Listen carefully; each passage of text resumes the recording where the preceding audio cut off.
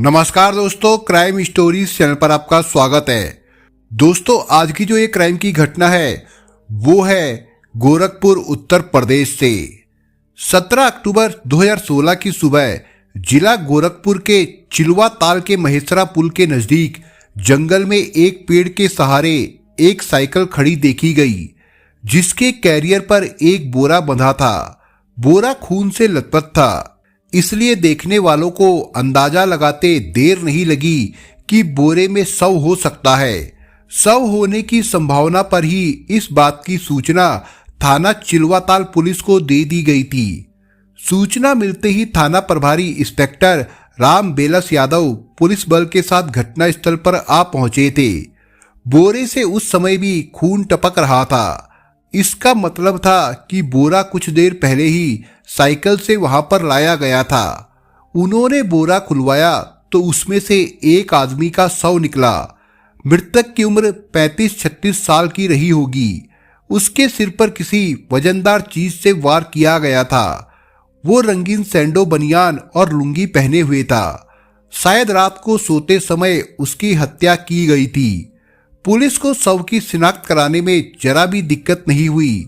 वहां जमा भीड़ ने मृतक की पहचान प्रॉपर्टी डीलर सुरेश सिंह के रूप में कर दी। वो चिलवाताल गांव का ही रहने वाला था।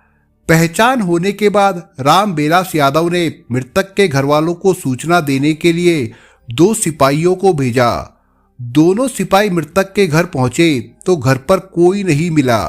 पड़ोसियों से पता चला कि सुरेश सिंह के बिस्तर पर भारी मात्रा में खून मिलने और उसके बिस्तर से गायब होने से घर के सभी लोग उसकी खोज में निकले हुए थे। घर पर पुलिस के आने की सूचना मिलने पर मृतक सुरेश सिंह के बड़े भाई दिनेश सिंह घर आ गए तो जंगल में एक शव मिलने की बात बताकर दोनों सिपाही उन्हें अपने साथ ले आए। शव देखते ही दिनेश सिंह फफक कर रो पड़े। इससे साफ हो गया कि मृतक उनका भाई सुरेश सिंह ही था। इसके बाद पुलिस ने घटनास्थल की सारी कार्रवाई निपटाकर शव को पोस्टमार्टम के लिए बाबा राघवदास मेडिकल कॉलेज भिजवा दिया और उस साइकिल को भी जब्त कर लिया, जिस पर शव बोरे में भरकर वहां लाया गया था। थाने लौटकर राम बेलास यादव ने मृतक के बड़े भाई दिनेश सिंह की तहरीर पर सुरेश सिंह की हत्या का मुकदमा अज्ञात के खिलाफ दर्ज कर लिया। मृतक सुरेश सिंह प्रॉपर्टी डीलिंग का काम करता था। विवादित जमीनों को खरीदना बेचना उसका मुख्य धंधा था।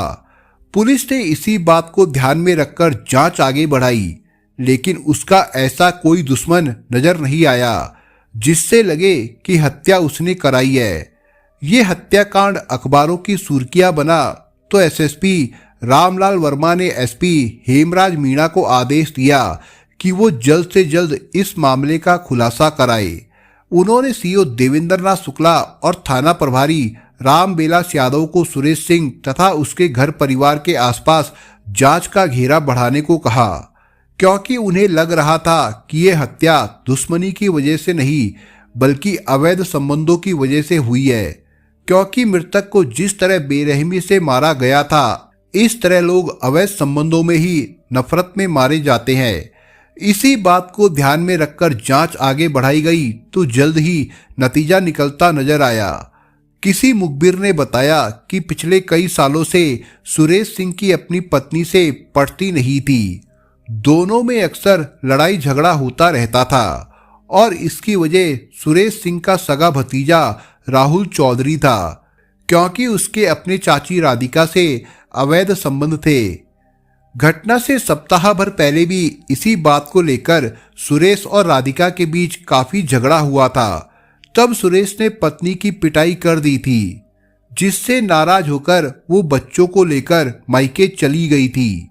राम बेलास यादव को हत्या की वजह का पता चल गया था। राहुल से पूछताछ करने के लिए वो उसके घर पहुंचा तो उसके पिता दिनेश सिंह ने बताया कि वो तो लखनऊ में है। लखनऊ में राहुल गोमती नगर में किराए का कमरा लेकर रहता है और सरकारी नौकरी के लिए तैयारी कर रहा है। पिता का कहना था कि हत्या वाले दिन के एक दिन पहले वो लखनऊ चला गया था, जबकि मुखबिर ने उन्हें बताया था कि घटना वाले दिन सुबह वो चिलवाताल में दिखाई दिया था। पिता का कहना था कि घटना से एक दिन पहले यानी 16 अक्टूबर 2016 को राहुल लखनऊ चला गया था, जबकि मुखबिर का कहना था कि घटना वाले दिन वो चिलवा ताल में दिखाई दिया था। मुखबिर की बात पर भरोसा करके रामविलास यादव ने राहुल को लखनऊ से लाने के लिए 2 सिपाहियों को भेज दिया। लखनऊ पुलिस की मदद से गोरखपुर पुलिस 22 अक्टूबर 2016 को लखनऊ के गोमती नगर से राहुल चौधरी को गिरफ्तार कर गोरखपुर ले आई।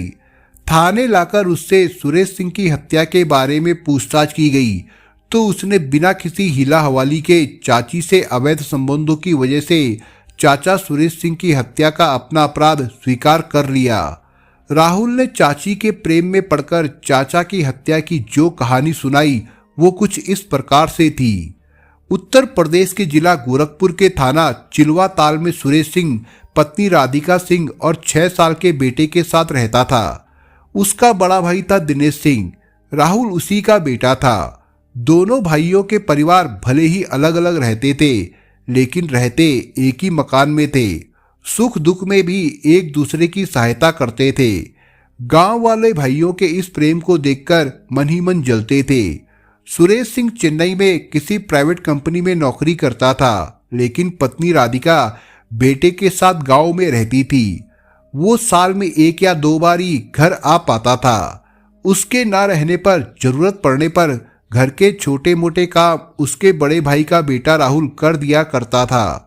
राहुल और राधिका थे तो चाची भतीजा, लेकिन हम उम्र होने की वजह से दोनों दोस्तों की तरह रहते थे। बातचीत भी वे दोस्तों की ही तरह करते थे। इसका नतीजा ये निकला कि धीरे धीरे उनके बीच मधुर संबंध बन गए। उनके मन में एक दूसरे के लिए चाहत के फूल खिले तो एक दूसरे के स्पर्श मात्र से उनका रोम रोम खिल उठने लगा। राहुल चाची राधिका से जुनून के हद तक प्यार करने लगा तो राधिका ने भी उसके प्यार पर अपनी समर्पण की मुहर लगा दी। एक बार मर्यादा टूटी तो उन्हें जब भी मौका मिलता जिस्म की भूख मिटाने लगे। दोनों ने अपने इस अनैतिक रिश्ते पर पर्दा डालने की कोशिश तो बहुत की थी, लेकिन पाप के इस रिश्ते को वो छुपा नहीं सके। लोग राधिका और राहुल को लेकर तरह तरह की चर्चाएं भी करने लगे थे, पर उन्होंने इस बात पर ध्यान नहीं दिया। जब सुरेश सिंह के किसी शुभचिंतक ने उसे फोन करके चाची भतीजे के बीच पक रही खिचड़ी की जानकारी दी तो वो नौकरी छोड़कर गांव आ गया। ये सन 2014 की बात है। सुरेश ने खूब पैसे कमाए थे। उन्हीं पैसों से उसने गांव में रहकर प्रॉपर्टी का काम शुरू कर दिया, जो थोड़ी मेहनत के बाद अच्छा चल निकला। काम धंधे की वजह से अक्सर उसे दिन भर घर से बाहर रहना पड़ता था, इसलिए राहुल और राधिका को मिलने में कोई परेशानी नहीं होती थी। लेकिन एक दिन अचानक वो दोपहर में घर आ गया तो उसने दोनों को आपत्तिजनक हालत में देख लिया। फिर क्या था, सुरेश ने ना पत्नी को छोड़ा और ना ही भतीजे को। उसने इस बात को लेकर भाई से बात की तो बेटे की हरकत से वो काफी शर्मिंदा हुए। समाज और रिश्तों की दुहाई देकर उन्होंने बेटे को घर से निकाल दिया तो वो लखनऊ आ गया और गोमती नगर में किराए पर कमरा लेकर रहने लगा। यहाँ वो सरकारी नौकरी की परीक्षाओं की तैयारी कर रहा था। सुरेश की वजह से गांव में राहुल और उसकी चाची की काफी बदनामी हुई थी। यही नहीं, उसे घर से भी निकाल दिया गया था। राधिका की खूब थू थू हुई थी। गांव से लेकर नाते रिश्तेदारों तक ने उसकी खूब फजीयत की थी। धीरे धीरे बात थमती गई। माँ बाप से माफी मांगकर राहुल फिर घर लौट आया। माँ बाप ने उसे माफ जरूर कर दिया था, लेकिन उस पर कड़ी नजर रखी जा रही थी। राधिका से उससे मिलने की सख्त मनाही थी, जबकि वो चाची से मिलने के लिए तड़प रहा था। लेकिन सख्त पहरेदारी की वजह से दोनों का मिलन संभव नहीं हो पा रहा था। चाचा सुरेश की वजह से राहुल प्रेमिका चाची से नहीं मिल पा रहा था। उसे लग रहा था कि जब तक चाचा रहेगा वो चाची से कभी नहीं मिल पाएगा। चाचा प्यार की राह का कांटा लगा तो वो उसे हटाने के बारे में सोचने लगा। आखिर उसने उसे हटाने का निश्चय कर लिया। अब वो ऐसी राह खोजने लगा जिस पर चलकर उसका काम भी हो जाए और वो फंसे भी ना। काफी सोच विचार कर उसने तय किया कि वो अपना मोबाइल फोन ऑन करके वाइब्रेशन पर लखनऊ वाले कमरे पर ही छोड़ देगा और रात में गोरखपुर पहुंचकर चाचा की हत्या करके लखनऊ अपने कमरे पर आ जाएगा। पुलिस उस पर शक करेगी तो मोबाइल लोकेशन के सहारे वो बच जाएगा। तब वो शायद ये भूल गया था कि कातिल कितना भी चालाक क्यों ना हो, कानून के लंबे हाथों से उसका बचना आसान नहीं है।